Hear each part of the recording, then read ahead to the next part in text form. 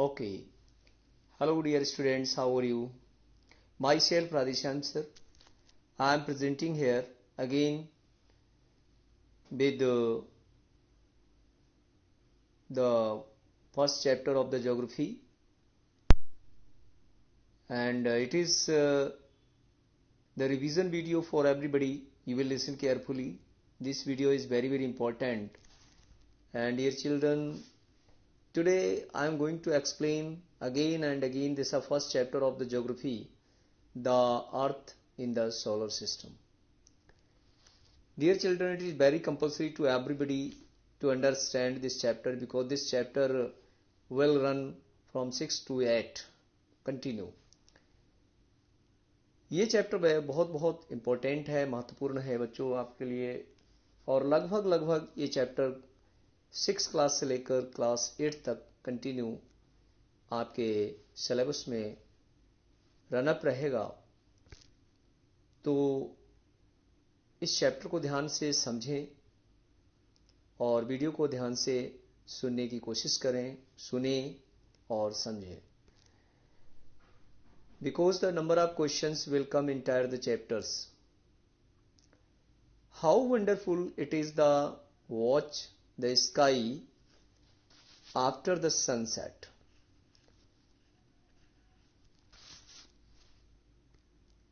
लगता है कि जब सूर्य छिपने के बाद आपने सूरज को देखा होगा कि कितना महत्वपूर्ण हमको, कितना आश्चर्यजनक दिखता है। धीरे धीरे डार्कनेस शुरू हो जाता है, इसके बाद हमें आसमान में कुछ दूसरी चीजें दिखने लगती हैं। सूरज छिपने के बाद रात के समय हमें बहुत सी चीजें आसमान में दिखाई पड़ती हैं। कहीं पर छोटे छोटे टिमटिमाते हुए तारे, तो कहीं पर कभी हमको चंद्रमा, कभी छोटा कभी बड़ा, कभी पूरा, कभी तारे चलते हुए दिखते हैं, कभी बड़े तारे, कुछ छोटे तारे। इस तरीके से विभिन्न प्रकार के जो हमें ऑब्जेक्ट्स होते हैं, जो ट्विंकलिंग ऑब्जेक्ट्स होते हैं, number of twinkling objects we can see in the night time and the sky. Soon you would see the number of increasing, you can't count them anymore. The whole sky is filled with the tiny shining objects. Some are bright, they are dim, they seem as if the sky is studded with the diamonds. They all appear to twinkling. What if you look at them carefully, you will notice that some of them do not twinkle as others do. They simply glow without any flickers, just as the moon shines. Along with these bright objects, you may also see the moon on the most of days. It may, however, appear at the different time in the different shape and at the different positions. You can see the full moon and only one in the about a month's time. It is full moon night or Purnima. A fortnight later you can't see it at all. It is a new moon or Amavasya. On this day you can watch the night sky best, provided it is the clear night.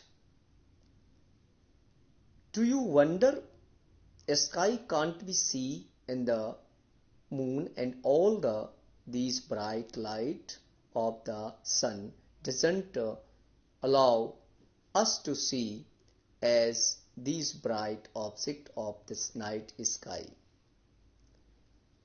The sun, the moon, and all these objects shining in the night sky are called the celestial bodies. Some celestial bodies are very big and hot, and they are made up of gases. They have their own heat and light, which they emit in the large amount. These celestial bodies are called stars. The sun is a star, a countless twinkling stars in the night sky are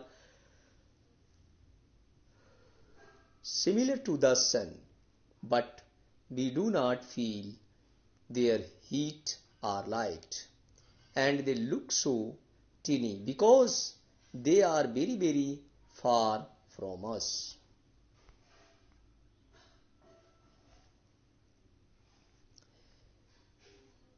Now see this step. Now you will need to touch a sheet of the plain paper and pencil. Next, this is let us do, and now second paragraph is, it is a very, very important. You before this paragraph you will understand the Hindi meaning of this chapter paragraph. तो जब आप रात के समय आसमान में सूरज छिपने के बाद आसमान की तरफ देखते हैं तो आपको बड़ा सुंदर और मनोहर ऑब्जेक्ट्स, छोटे छोटे टिमटिमाते हुए तारे नजर आते हैं। ये क्यों होता है? ये इसलिए होता है कि ये तारे, ये ऑब्जेक्ट सारे के सारे 24 घंटे दिन रात होते हैं, लेकिन सूरज की रोशनी के कारण ये हमको दिखाई नहीं पड़ते हैं। तो जैसे जैसे सूरज छिपता है धीरे धीरे ये रोशनी डिम होने के बाद ये सारे ऑब्जेक्ट निकल कर और अंधेरे में ये हमको दिखाई पड़ना शुरू हो जाते हैं। तो इसलिए हमको रात में कुछ छोटे तारे, कुछ बड़े तारे, कुछ टिमटिमाते हुए और कुछ जो नॉन ट्विंकलिंग स्टार्स हमको दिखाई देते हैं। ये सारे के सारे जो ऑब्जेक्ट्स होते हैं इनको क्लेस्टियल्स, जैसे मून यानी sun, the moon and all those objects shining in the night sky are called celestial bodies. तो जो रात के समय हमें बहुत से, जिसमें सन है, सूरज, चंद्रमा और दूसरे और जैसे तारे, ग्रह, उपग्रह जो रात के समय हमको दिखाई पड़ते हैं, वो सारे के सारे हमारे क्लेस्टियल बॉडीज के नाम से जाने जाते हैं। Some celestial bodies are very big and hot. इसमें कुछ ऐसे ऑब्जेक्ट्स होते हैं, उपग्रह होते हैं, कुछ ग्रह उपग्रह या कुछ जो तारे, तारामंडल, इसमें कुछ बड़े और कुछ छोटे होते हैं, कुछ गर्म और कुछ बड़े बिग दिखाई पड़ते हैं। They are made up of gases. ये सारे के सारे ऑब्जेक्ट्स या heavenly objects made by gases, ये किसी न किसी गैस से निर्मित होते हैं। They have their own heat and light. तारों की अपनी गर्मी और अपना प्रकाश होता है। ये चंद्रमा की तरह सूरज से प्रकाश लेकर नहीं चमकते हैं। Similarly to the sun, but we don't feel their heat और लाइट। इनकी गर्मी और इनका प्रकाश हम सूरज की तरह महसूस नहीं कर पाते, क्योंकि ये हमारी पृथ्वी से करोड़ों किलोमीटर दूर हैं, यानी सूरज से करोड़ों किलोमीटर दूरी पर स्थित हैं। तो इस प्रकार हम इनकी गर्मी को और इनकी लाइट हमारे तक नहीं पहुंच सकती है, और ये इम्पॉसिबल है कि हम इनकी लाइट और हीट को हम ऑब्जर्व नहीं कर पाते हैं। सेकेंड पार्ट हमारा ये है सप्तऋषि। ये देखिए, इसमें आपको मैं बता देता हूं कि जो हमारे तारे हैं, ये जो आपको मैंने फर्स्ट टाइम बताया कि ये टू टाइप का एक प्रकार से एक सीन बनता है। जैसे हमने इसको टू बनाया, तो टू बनने के बाद फिर ये टू सीधा जाकर ये बनता है हमारा स्टार। तो देखिए ये किस टाइप का एक ऑब्जेक्ट बनता है। जैसे हम सेकेंड यानी टू की पोजीशन में जाकर इसको स्ट्रेट जाने के बाद ये हमारा एक नॉर्थ स्टार के नाम से जाना जाता है और इसको सप्तऋषि कहते हैं। ये सप्तऋषि के नाम से जाना जाता है। इसको नॉर्थ पोल या north star, the pointer stars, facing north and west. तो these big stars and some of small stars, these called celestial bodies of the sky. You must have noticed that all the objects look similar when seen from this distance. How small an aeroplane looks when it is flying in the great height. ये आपने observe किया होगा और आपने इसको समझा भी होगा, नोटिस किया होगा कि जब हम कोई ऊपर उड़ती हुई चीज या आसमान में किसी बहुत ऊंचाई पर, चाहे वो हमारा एरोप्लेन हो, चाहे कोई बर्ड हो, चिड़िया हो, जब वो अधिक ऊंचाई पर उड़ती है तो हमें एक बहुत बड़ा एरोप्लेन छोटी सी चिड़िया के समान दिखाई पड़ता है, यानी दिखाई प्रतीत होता है। अब ये एक छोटा सा, जो एक इतना बड़ा विमान 10 किलोमीटर की ऊंचाई पर जाकर हमको एक चिड़िया की तरह दिखाई देता है। अब आप कल्पना करिए कि जो हमारा तारामंडल है, ये हमारे ऑब्जेक्ट्स हैं, ये हमारी पृथ्वी से करोड़ों किलोमीटर दूर हैं। तो इमेजिन करें कि ये कितने बड़े होंगे। इसका मतलब इनकी जो शेपिंग है, like a biggest of the earth, पृथ्वी से कई गुना ये बड़े हो सकते हैं।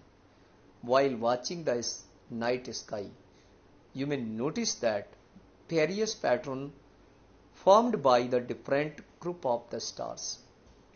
These are called constellations. Constellations means the group of stars. यानी जो तारे हैं, जो तारा मंडल है, जो तारे हैं, इनका एक मंडल, एक ग्रुप होता है जो विभिन्न प्रकार के ग्रुप्स में बटे हुए होते हैं और उनके अलग अलग नाम होते हैं। उस ग्रुप्स को, ग्रुप ऑफ स्टार्स को हम कॉन्स्टेलेशंस कहते हैं। और कैलेस्टियल्स हमारे जितने भी तारा, चंद्रमा, स्टार्स, मून, सन और भी हेवनली बॉडीज हमारे जो हमारे यूनिवर्स में हैं, वो हमारे कैलेस्टियल बॉडीज के नाम से जाने जाते हैं।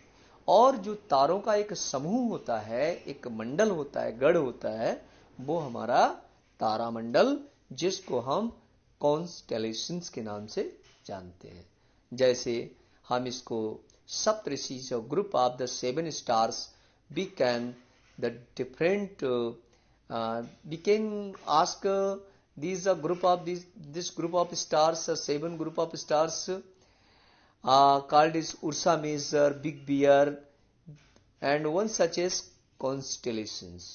इसको उर्सा मेजर भी कहते हैं, लैटिन भाषा में इसको उर्सा मेजर कह सकते हैं, बिग बियर भी कह सकते हैं और इंग्लिश में इसको बिग बियर। तो इस प्रकार ये one of this most essentially recognizable constellations is the सप्तऋषि, यानी सप्त 7 और ऋषि मीन्स सेजेस मीन्स, इसका सप्तऋषि का मतलब रखा गया है 7 साधुओं का समूह। ऐसा लगता है कि कोई जमाने में ये 7 जो है हर्मिट या साधु बैठकर यहां तपस्या करते थे और धीरे धीरे ये साधु, ये जो हमारे रिलीजियस हर्मिट्स थे, वो धीरे धीरे स्टार्स में बदल गया. It is a group of the 7 stars and that is form of the part of Ursa Major constellations. Ask someone elders in your family neighborhood to saw the more stars, planets and constellations in the sky.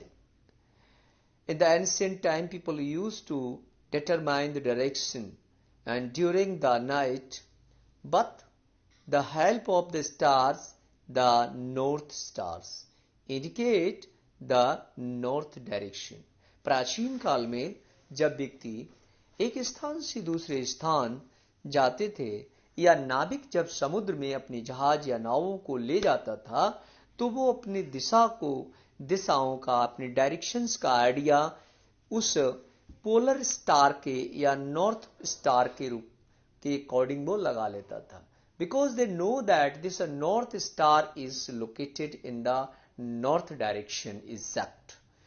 So by this star they can understand about the all directions like west, east and south. It is also the polar star. It is always remain in the some positions in the sky. We can locate the position of the polar star. With the help of the Saptarshi, look at you will notice that imaginary line drawn the joining the pointer stars and extended further, it will point to the polar stars. Some celestial bodies don't have their own heat and light.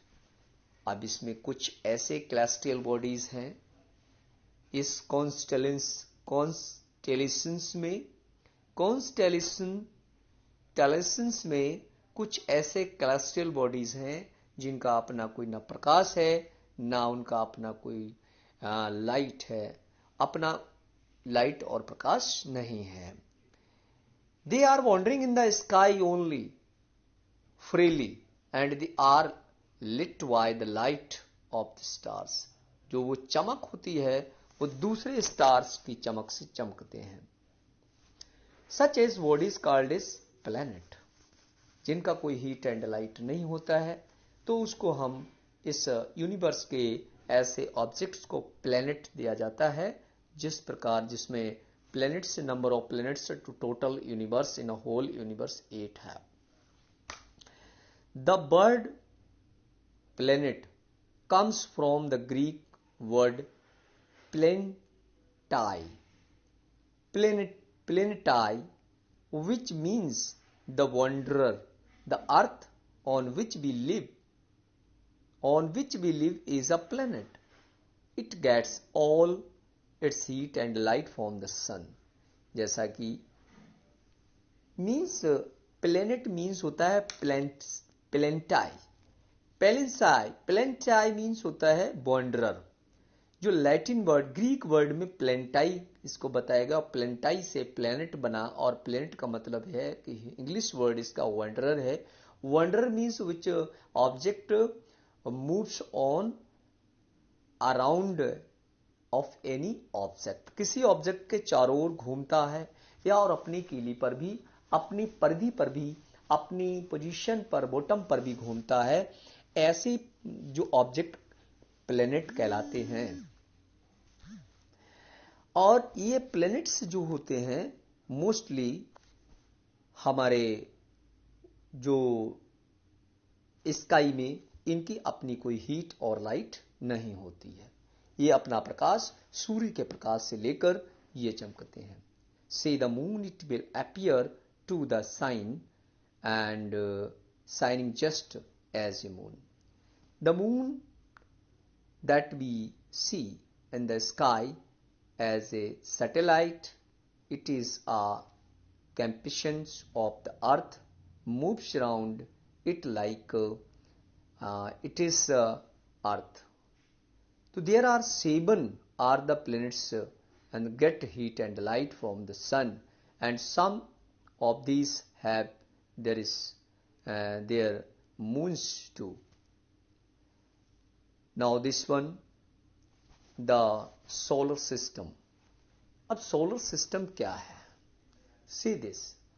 The sun, 8 planets, satellites, and some other celestial bodies known as a asteroids and meteors. Celestial body, asteroids, meteors, constellations, and planets. So these are number of heavenly objects moves around the sun in the universe. See this, a very big solar system. I think that you have made this solar system figure in your notebook. And again I am going to explain this chapter to you. You will listen this. So first, heavenly object, it is a very very important in the solar system, is called the sun. अब question is again will come before you, what is the solar system? Question आता है कि solar system है क्या? Dear children, the solar system is the center of the solar system. It is a huge. The sun is in the center of the solar system. जो हमारा solar system है, जो हमारा heavenly group of heavenly object in the universe, इसके बीचों बीच मध्यस्थ जो है वो सूर्य स्थित है और ये सूर्य जो है वो इसके सोलर सिस्टम के टोटल इसके सेंटर में स्थापित है. It is huge and made up of the extremely hot gases. सूरज जो है बहुत बड़ा है और ये कई गैसों, मोस्टली 2 गैसों यानी 2 गैसों से मिलकर इसका निर्माण हुआ है. It provide the pulling force that bind the solar system. इसके ये क्या करता है, इसके पास अपनी एक ताकत है, फोर्स है, जिसके पावर के कारण ये सारे के सारे प्लैनेट्स और हेवनली ऑब्जेक्ट को बाउंड करके रखता है और अपने चारों ओर इनको घुमाता है. तो by this force all heavenly objects and planets, they move around the sun. The sun is the ultimate source of the heat and light in the universe. Total universe में जो सूरज है वो ही एक प्रकाश और गर्मी का मुख्य साधन है. The solar, but the tremendous heat is not felt so much by us because despite being on the nearest stars, it is far away from us. The sun is about 150 million kilometer away from the earth. कहा जाता है कि 150 million kilometre सूरज पृथ्वी से दूर है. Next आता है planets. Planets means Palantai.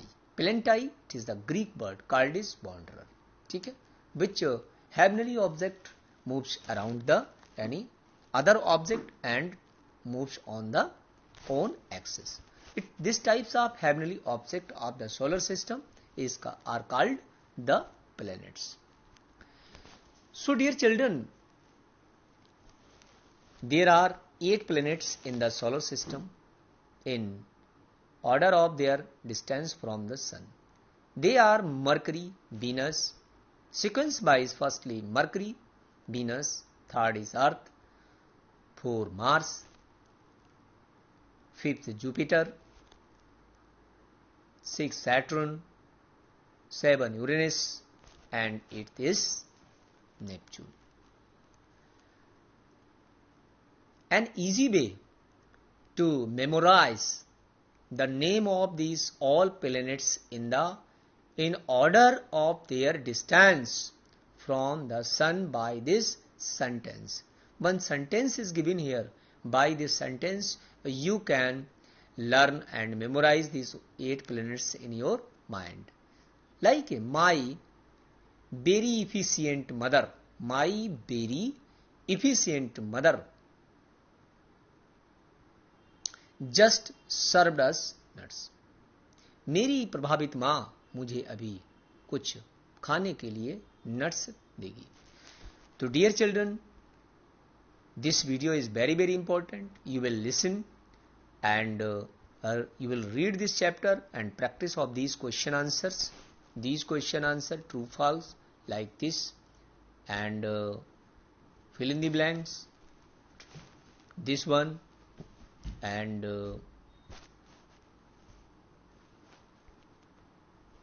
question answer also these. Thank you. Listen carefully. Okay.